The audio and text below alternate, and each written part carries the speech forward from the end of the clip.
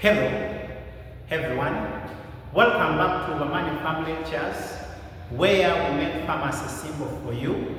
In today's lecture, we are going to look at something very simple but often confuse students, and that's none other than dissociation factor. Dissociation factor is sometimes called dissociation constant. So, if they use any of the two, please don't get confused. It means the same.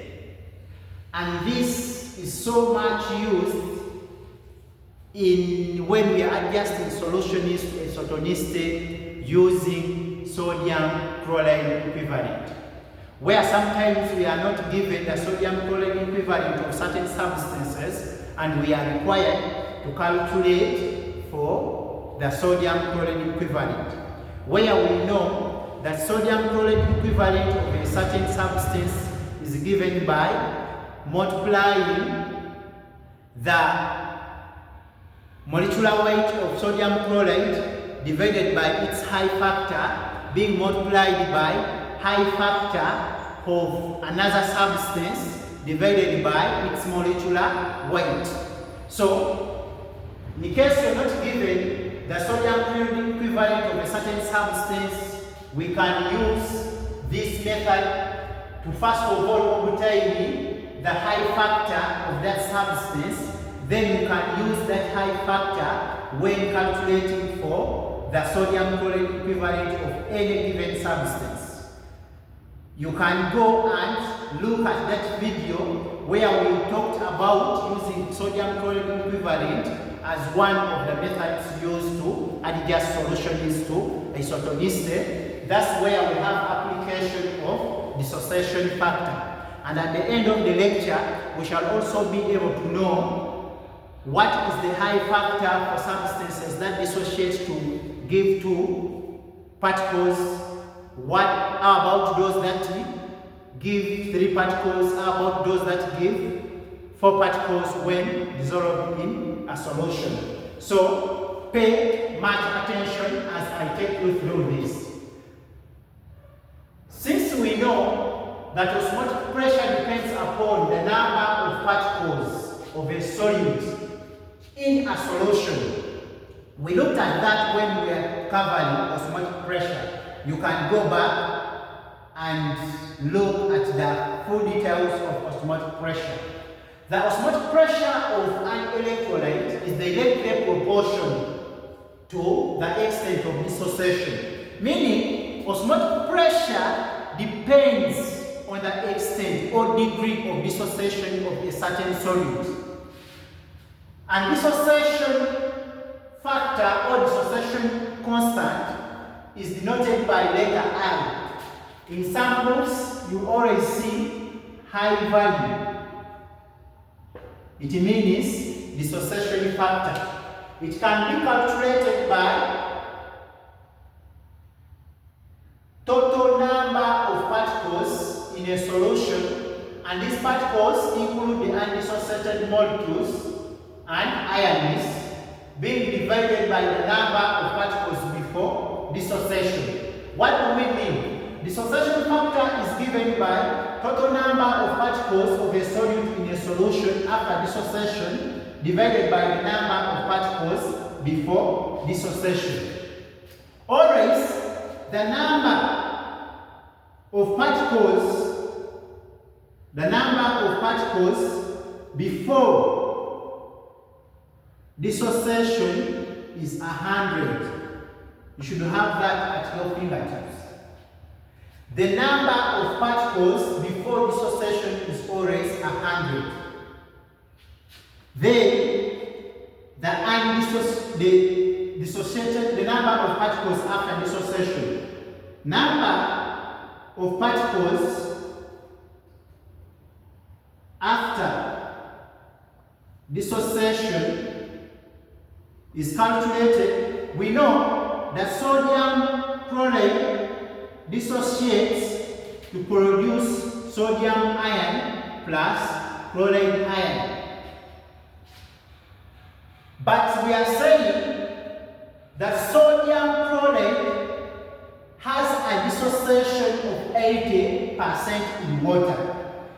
the sodium chloride. It has a dissociation of 80% in water. So that means that 1 mole of sodium chloride gives us 1 mole of sodium ion and 1 mole of chloride ion. And that means it gives us 80 particles of sodium ion and 80 particles of chloride ion. So that means the total number of particles after dissociation will be 80 plus 80, which gives us 160. Then the number of undissociated particles. This will be now, we shall get the 100 minus the 80, because they have said it dissociates at 80%. So it means 20 becomes the number of undissociated particles in that case. So that means therefore that our I value or dissociation factor is going to be the number of dissociated particles plus undissociated particles, because remember the question we said it includes the undissociated molecules and ions. So these are dissociated particles plus the undissociated divided by 100. So when we add this and this, we shall get 180 divided by 100, which will be 1.8. So high factor for sodium chloride is 1.8. So every substance that dissociates to produce 2 particles has got a high factor of 1.8. We should have that at your fingertips at all times. That every substance that dissociates to produce 2 particles has a dissociation factor of 1.8, with exception of that of zinc sulfate. Zinc sulfate has got a dissociation of 40%, but the rest have 1.8 as their dissociation factor. Let's look at our second example.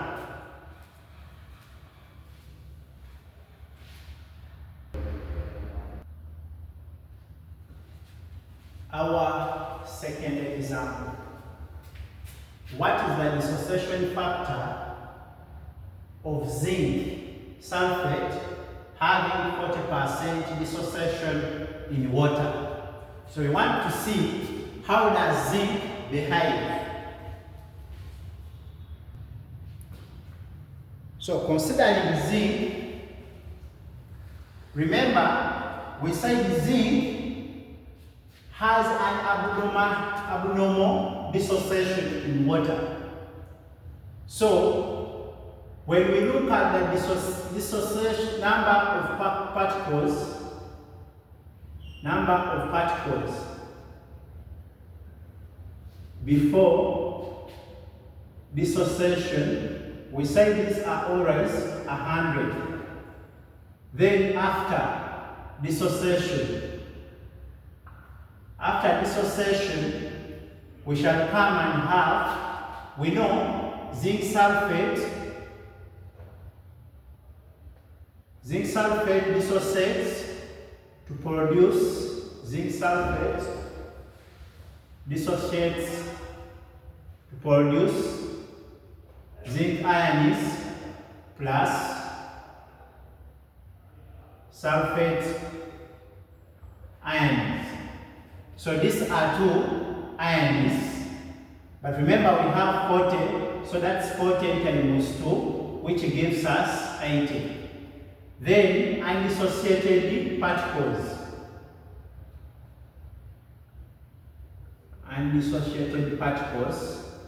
We have 100 minus 40, which gives us 60. So that means that our I value is going to be dissociated particles, which is 80, plus undissociated particle, which is 60, divided by 100. So when you add this onto this, we are going to have 140 divided by 100, and this will give us 1.4 as the I factor. So that's why we have said that zinc sulfate has a dissociation of 40% in water. Its dissociation in water is different from the rest of the substances. So many times in an exam, they will always give you zinc sulfate because they know that students always have it in mind that all substances have got 80% dissociation in water.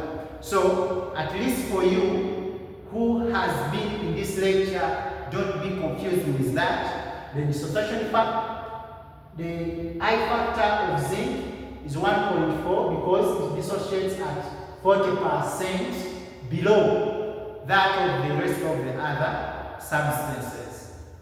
So let's look at example 3. You can feel free to pause this video and calculate it out and see whether you can get the same answer with me. So that means we are going to say zinc chloride. Zinc chloride dissociates to produce zinc ions plus 2 chloride ions. So that means we have 3 particles ideally. Because we have 1 particle of zinc and 2 particles of chloride ions. So that means if we are looking for number of particles before dissociation, it is going to be 100 as always. Then after dissociation, they are going to be, remember it dissociates in what? It has having a dissociation of 80%. So we shall have 80 times 3. 80 times 3. What do we get? That will be 240. Then the undissociated ones will be 20. So that means our I value is going to be the 240 plus the 20 divided by 100. So when you add this to this, we are going to get 260 divided by 100, and this will give us 2.6. So that tells you that any compound that dissociates to produce 3 particles, it has a dissociation factor of 2.6. That takes us to our table, that at all times you must not forget the dissociation factors of the following. Substances that do not dissociate when dissolved in solution have a dissociation factor of 1, like the likes of dextrose, boric acid, and so many others. Those that dissociate at 80% to give 2 particles, they have a dissociation factor of 1.8. Those that produces 3 particles, they have a dissociation factor of 2.6. Those that produces 4 particles, they have a dissociation factor of 3.4. And those that produces 5 particles, they have a dissociation factor of 4.2. So this dissociation is at 80%. It is only for zinc that this zinc sulfate that differs from the rest of the substances. I hope you have understood, so you should be able to calculate the sodium chloride equivalent of any substance given the following dissociation in water. If you find this video useful, please like the channel, turn on your notification button, and also please subscribe to the channel so that we keep it to grow and also keep you updated with more simplified pharmacy lectures. At Bamane Pharm Lecture, we make calculations simple for you. Feel free to ask any question concerning dissociation factor or all topics you see on our channel. I'll be happy to help you learn better.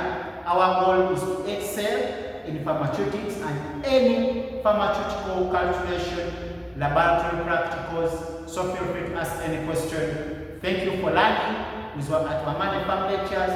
See you in the next lecture.